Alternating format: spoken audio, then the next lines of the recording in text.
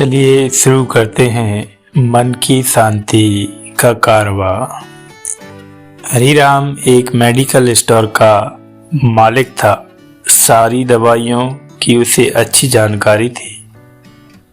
10 साल का अनुभव होने के कारण उसे अच्छी तरह पता था कौन सी दवाई कहाँ रखी है। वह इस व्यवसाय को बड़ी सावधानी और बहुत ही निष्ठा से करता था। दिन भर उसकी दुकान में भीड़ लगी रहती थी। वह ग्राहकों को वांछित दवाइयों को सावधानी और समझदारी से देता था, परंतु उसे भगवान पर कोई भरोसा नहीं था। वह एक नास्तिक व्यक्ति था।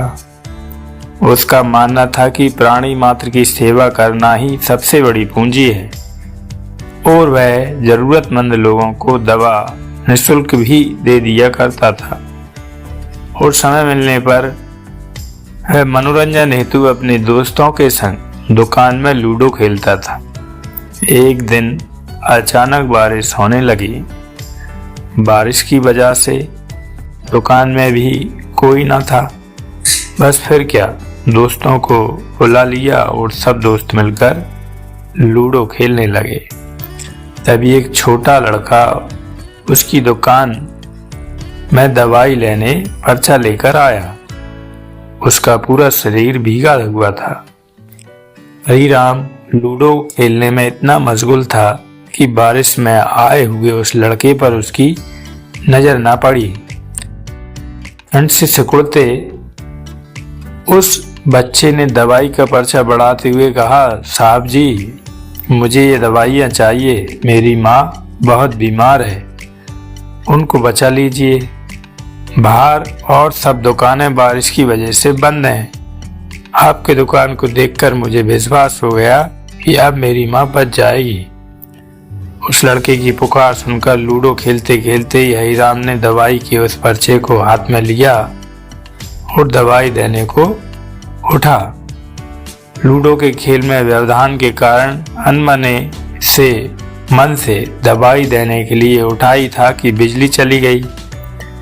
अपने अनुभव से अंधेरे में ही दवाई की शीशी को झट से निकालकर उसने लड़के को दे दिया।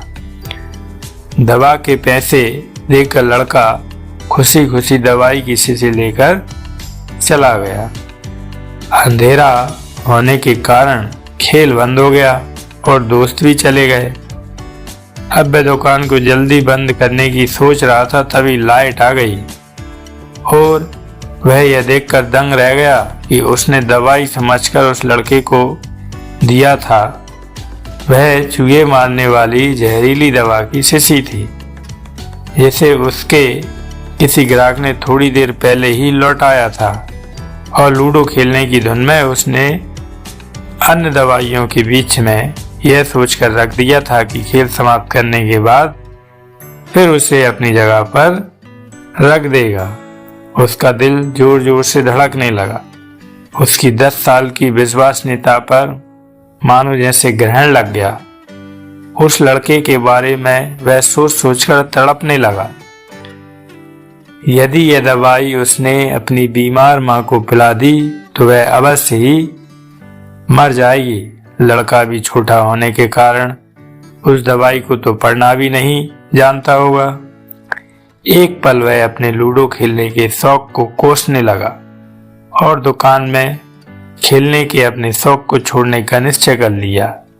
पर यह बात तो बात की बात होगी। अब उस गलत दी गई दवा का क्या किया जाए। उस लड़के का पता ठिकाना भी तो नहीं जानता, कैसे उस बीमार माँ को बचाया जाए। सच कितना विश्वास था उस लड़के की आंखों में। हरिराम को कुछ सूझ नहीं रहा था। घर जाने की उसकी इच्छा अब ठंडी पड़ गई। दुविधा और बेचैनी उसे घेरे हुए था। घबराहट में वह इधर उधर देखने लगा। पहली बार श्रद्धा से उसकी दृष्टि दीवार के उस कोने में पड़ी जहाँ उसके पिता ने जिद करके श्री बांके बिहारी का छोटा सा चित्र दुकान के उद्घाटन के वक्त लगा दिया था। पिता से हुई बहस में एक दिन उन्होंने हरिराम से श्री बांके बिहारी को कम से कम एक शक्ति के रूप मानने और पूजने की मिन्नत की थी। उन्होंने कहा था कि भगवान की भक्ति में बड़ी शक्ति होती है, वह हर जगह व्याप्त है और श्री बांके बिहारी जी में हर बिगड़े काम बनाने को ठीक करने की शक्ति है। हरि राम को यह सारी बात याद आने लगी। उसने कई बार अपने माता पिता को भगवान की तस्वीर के सामने हाथ जोड़कर आंखें बंद करके कुछ बोलते हुए देखा था। उसने भी आज पहली बार दुकान के कोने में रखी उस धूल भरी श्री बांके बिहारी जी की तस्वीर को देखा और आंखें बंद कर दोनों हाथों को जोड़कर वहीं खड़ा हो गया। थोड़ी देर बाद वह छोटा लड़का फिर दुकान में आया। हरिराम बहुत अधीर हो उठा। क्या बच्चे ने माँ को दवा समझ के जहर पिला दिया? इसकी माँ मर तो नहीं गई? हरिराम का रोम रोम कांप उठा। पसीना पहुँचते हुए उसने संयत होकर धीरे से कहा, क्या बात है बेटा, अब तुम्हें क्या चाहिए? लड़के की आंखों से पानी झलकने लगा। उसने रुकते रुकते कहा, बाबूजी बाबूजी, माँ को बचाने के लिए मैं दवाई की शीशी लिए भागे जा रहा था। घर के निकट पहुंच भी गया था। बारिश की वजह से आंगन में पानी भरा था और मैं फिसल गया। दवाई की शीशी गिरकर टूट गई। क्या आप मुझे दवाई की दूसरी शीशी दे सकते हैं बाबूजी? हरिराम हक्का बक्का रह गया। क्या ये सचमुच श्री बांके बिहारी जी का चमत्कार है? हाँ हाँ, क्यों नहीं। हरिराम ने चैन की सांस लेते हुए कहा, लो यह दवाई, पर मेरे पास पैसे नहीं हैं। उस लड़के ने हिचकिचाते हुए बड़े भोलेपन से कहा, कोई बात नहीं, तुम यह दवाई ले जाओ और अपनी माँ को बचाओ। जाओ जल्दी करो, और हाँ, अब की बार जरा संभल के जाना। लड़का अच्छा बाबूजी कहता हुआ खुशी से चल पड़ा। हरिराम की आंखों से अविरल आंसुओं की धारा बह निकली।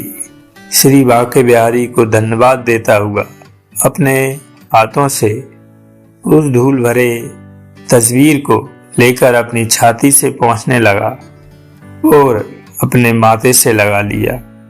आज के चमत्कार को वह पहले अपने परिवार को सुनाना चाहता था। जल्दी से दुकान बंद करके वह घर को रवाना हुआ। उसकी नास्तिकता की घोर अंधेरी रात भी अब बीत गई थी और अगले दिन की नई सुबह एक नए हरिराम की प्रतीक्षा कर रही थी। जय श्री कृष्ण, जय श्री राधे।